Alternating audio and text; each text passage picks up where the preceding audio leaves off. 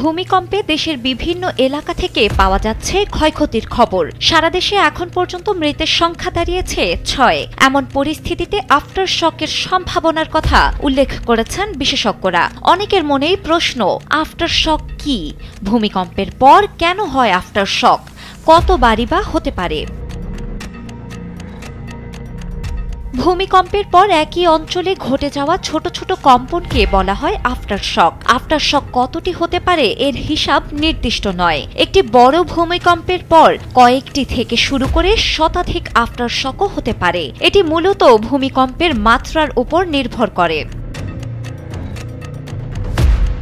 প্রথম ২৪ ঘন্টায় আফটার শকের সংখ্যা সবচেয়ে বেশি হয়, আর ৩ থেকে ৭ দিনের মধ্যে এর পরিমাণ ও শক্তি কমতে থাকে। তবে বড় মাত্রার ভূমিকম্পের ক্ষেত্রে সপ্তাহ বা এমনকি মাসব্যাপী আফটার শক অনুভূত হতে পারে।